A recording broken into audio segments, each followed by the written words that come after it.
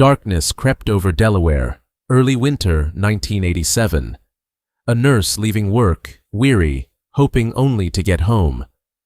A stretch of highway lit by nothing but the moon and distant streetlights. A single car parked in the shadows becomes a crime scene. From that first horrifying discovery would come a series of disappearances, torture, and a man whose quiet exterior hid something monstrous. This is the story of Steven Brian Pennell, the Route 40 killer, Delaware's only known serial killer in modern history, and the chilling ripple he left in his wake. November 29, 1987. Cold, rain-slick asphalt. The moonless sky offers little comfort. Shirley Anna Ellis, nurse at Wilmington Hospital, finishes her shift. She's known among colleagues for compassion, for care. She leaves around 6 p.m., gets a ride toward Route 40, believing she's heading toward safety. Hours later, her body is found by two boys at the roadside, partially nude, hands and feet bound with tape, skull fractured, a string around the neck, a hammer used in the attack, for some, a brutal assault. For investigators, the first sign that something far more dangerous is at work. Blunt force trauma, torture in cruel detail. Shirley's case will be examined, re-examined. Autopsy shows strangulation plus head trauma. No definitive signs of sexual assault. Fibers and possible traces of cloth. All clues, but no suspect. Fast forward to June 28th to 29th, 1988, about 7 months later. A summer night. Catherine A. DeMauro, 31, is seen walking somewhere along Route 40 just after midnight. Her body is found the next morning by construction workers at a work site. Nude, wrists and ankles bound, duct tape in her hair. She had been struck with a hammer and strangled, like Shirley. But now there's something new. Blue carpet fibers clinging to her body. A signature. A clue. Investigators take note. Similarities in mode, in brutality, in location. They begin to suspect they aren't dealing with a single murder, but a serial predator. Someone who returns, stalks, selects. Delaware's law enforcement begins comparing notes, gathering forensic evidence. Shirley and Catherine become connected in the public's mind through press reports. Fear quietly spreads among residents. Summer 1988. The temperature rises, and so does the body count. Margaret Lynn Finner, 27, disappears August 22nd. Witnesses see her get into a blue Ford near Route 13. Weeks later, a hunter discovers her badly decomposed remains near the Chesapeake, Delaware Canal. Torture signs, but decomposition makes cause of death hard to establish. Identification via dental records. Then Michelle Gordon, September 18th. She's a local sex worker who frequented Route 40, seen entering a blue Ford van. 2 days later, her body is found among the rocks near the Chesapeake, Delaware Canal. Autopsy reveals cocaine in her system. Torture is evident. Another link in the chain. Then, Kathleen Ann Meyer, September 23rd. She's seen at about 9:30 p.m., getting into a blue Ford on Route 40. Someone notes the license plate. That plate later traces back to Pennell. Her body is never found. Her disappearance remains one of the haunting mysteries. These disappearances force the task force to grow. Investigators map possible victim profiles, patterns of abduction, time of night, highway corridor, method of approach. They interview witnesses, examine traffic patterns, vehicle sightings. Blue van, blue fibers, duct tape, hammer blows, binding. Every detail counted. The public grows anxious. Women avoid certain roads at night. Rumors circulate. Media begins to cover the pattern. Spring-summer. 1988. Police realize traditional patrols won't catch this killer. Decoy operations begin. Undercover female officers pose as sex workers along Route 40, aiming to lure the killer. One of the most pivotal events, Renee Tashner, an undercover officer, patrols Route 40. She faces many cars, all dark and dim. Then, a blue Ford van stops next to her in an isolated stretch. Inside, she sees blue carpet lining. She manages to tear off a piece of that carpet. Crucially, she also gets the license plate number. These become crucial pieces of physical evidence. Meanwhile, warrants are obtained. The police conduct searches of Steven Pennell's van, shed, trailer. They recover blue fibers, red cloth, bloodstains. Also, a collection of tools, pliers, unused flexicuffs, duct tape, binding materials. They find tools that could inflict pain, perhaps torture. Public pressure mounts. Families of victims plead for arrests. The media runs stories. Route 40 killer becomes a name in papers. Citizens grow fearful. Highway patrols increase. Women avoid walking alone at night.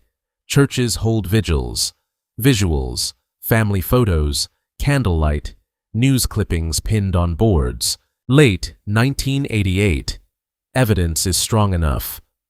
On September 14, 1988, the undercover operation yields the blue carpet fiber and license plate info. They trace the van to Steven Brian Pennell, 31, electrician, living in Bear, Delaware. Married, father of children.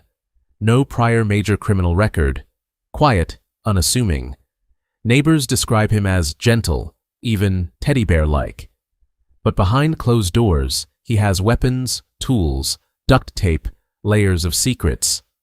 Authorities arrest Pennell November 29, 1988, exactly 1 year after the first Ellis murder. A search warrant is executed on his van. Blue fibers in the van match fibers on victims. Bloodstains are found. Investigators also search Pennell's residence, trailer, shed. Items matching the missing tools and restraint materials are seized. Pennell initially pleads not guilty. The state prosecutes him on multiple counts for Shirley Ellis, Catherine DeMoro, Michelle Gordon, Kathleen Meyer. Evidence is strong, but some cases lack bodies or definitive cause of death. The trial begins September 26, 1989. The state presents physical evidence, witness testimony, degrade disease patterns, matching fibers, blood, behavioral profiling. Defense tries alibi and challenges admissibility of fiber evidence, search and seizure issues, claims about constitutional rights. One key legal development: DNA and fiber evidence are admitted, precedent in Delaware. Judge Richard Gebeline presiding. Public courtroom. Media fills seats. Emotions run high. Victims' families attend. Pennell often stoic. After weeks of trial, in late 1989, the jury returns verdicts. Guilty on 2 first-degree murder counts. Ellis, DeMoro. The case of Michelle Gordon ends in a hung jury. No conviction at that trial moment. The Meyer case remains unresolved legally in terms of body discovery. Shirley and Catherine are confirmed by evidence. In 1991, Pennell pleads nolo contendere to some charges. He, in a rare and chilling twist, asks that the court give him the death penalty. He dismisses his attorneys, represents himself in part, and insists he deserves his execution. This is highly unusual, a defendant seeking death rather than fighting to avoid it. Questions swirl: mental competency, motive, remorse, or absence of it. Pennell continues to maintain innocence in some areas, even as he seems resigned to his fate. On October 31, 1991, he is sentenced to death. Delaware law requires a Supreme Court review. Appeals are filed. The Attorney General, courts, defense all participate. Pennell's wife attempts stay, claiming mental incompetence. Courts reject those claims, affirming his capacity to understand proceedings. On February 28, 1992, a Superior Court judge sets the execution date, March 14, 1992. It is historic. Delaware hasn't executed anyone since 1946. Lethal injection is method of execution under new legal protocols. In the months leading to execution, Pennell makes no new revelations. He never discloses where Kathleen Meyer's body might be. Victims' families hope for closure. Many remain without answers. Kathleen's family in particular is left with unanswered grief. The media covers the execution date. Public opinion is divided, some supporting capital punishment for such heinous crimes, others concerned about mental health, human rights. The ACLU files motions, but courts find no merit. Pennell is ruled competent. Some clergy visit. Legal observers note this case's significance for Delaware law. Pioneering use of DNA and fiber evidence, the issue of a defendant asking for his own death. On the morning of March 14, 1992, at 9:49 a.m., Steven Brian Pennell is executed by lethal injection at James T. Vaughn Correctional Center. He makes no last words when asked. He shakes his head. He is calm. For many, the execution brings sorrow, for some relief, and for everyone, reflection. It is Delaware's first execution in nearly 46 years. The Route 40 killer case leaves lasting marks. For families, enduring pain and missing answers. For the law, significant precedent.